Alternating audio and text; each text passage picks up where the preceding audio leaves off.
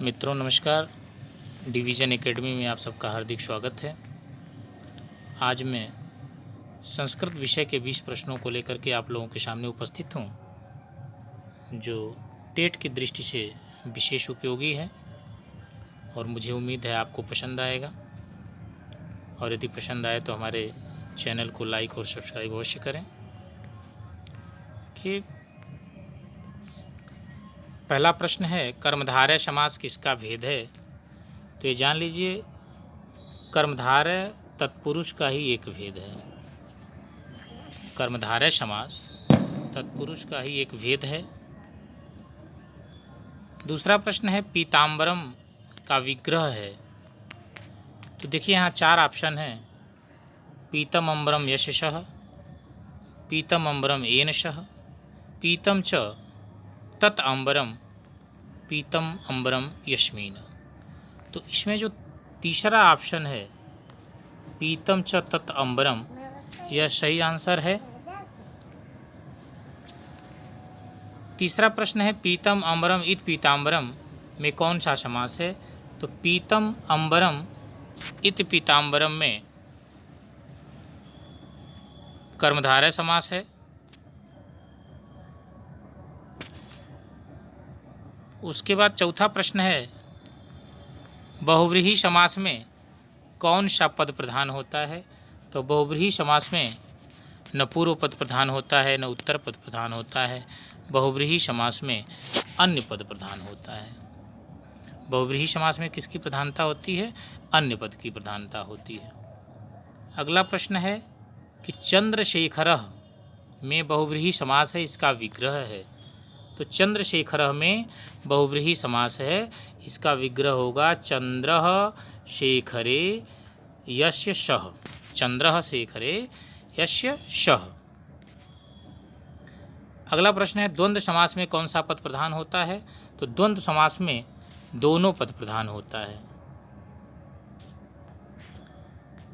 संबोधने च सूत्र से विभक्ति होती है, प्रथमा विभक्ति होती है।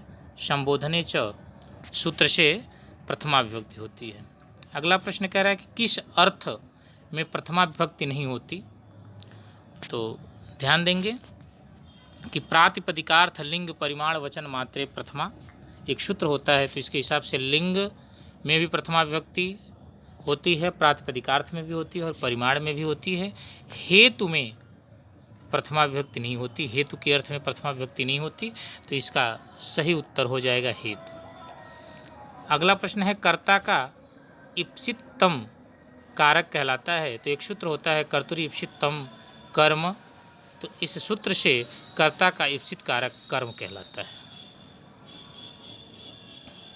फिर अगला प्रश्न कह रहा है, कुद धातु के योग में जिस पर क्रोध किया जाए उसमें विभक्ति होती है। तो कुद धातु के योग में चतुर्थी विभक्ति होती है।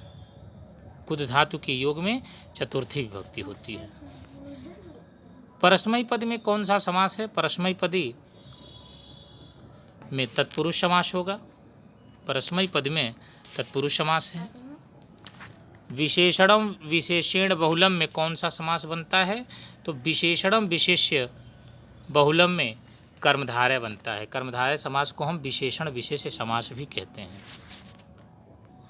अन्य पद की प्रधानता वाला समास कौन सा समास होता है? तो अन्य पद की प्रधानता वाला समास होता है बहुव्रीहि। बहुव्रीहि में अन्य पद प्रधान होता है। अगला प्रश्न कह रहा है कि किस समास में उभय पद प्रधान होते हैं? तो उभय पद यानी यह द्वंद्व में होते हैं। द्वंद्व में उभय पद प्रधान होते हैं। अगला प्रश्न है, नवरात्रम। तो नवरात्रम पद में कौन सा समास होगा? तो नवरात्रम यानी नवरात्रियों का समूह। तो नवरात्रम में द्विगु समास होगा। प्रतिदिनम पद में समास होगा। प्रतिदिनम में अव्ययी भाव समास होगा। प्रतिदिनम में अव्ययी भाव समास होगा। अगला प्रश्न है, अब्राह्मणः में समास है। तो अब्राह्मणः में नई तत्पुरुष समास है। नई तत्पुरुष लघुत्रयी के अंतर्गत नहीं है। तो देखिए 13 इसमें ऑप्शन में है, रघुवंशम मेघदूतम कुमार संभवम शिशुपाल वधम। तो ध्यान दीजिएगा कि रघुवंशम कुमार मेघदूतम कुमार संभवम यह तीनों लघुत्रयी के अंतर्गत आती हैं, रघुवंशम, मेघदूतम, कुमार संभवम। तो इसका जो सही उत्तर होगा वो होगा शिशुपाल वधम। शिशुपाल वधम लघुत्रयी के अंतर्गत नहीं है। 19वां प्रश्न है कि ईश्वरः सर्वत्र अस्ति, इसमें अव्यय पद है, तो इसमें अव्यय पद है सर्वत्र। वाच्य कितने प्रकार के होते हैं? तो वाच्य 3 प्रकार के होते हैं, कर्तृवाच्य, कर्मवाच्य, भाववाच्य। मैं यह उम्मीद है कि आपको वीडियो पसंद आई होगी। धन्यवाद।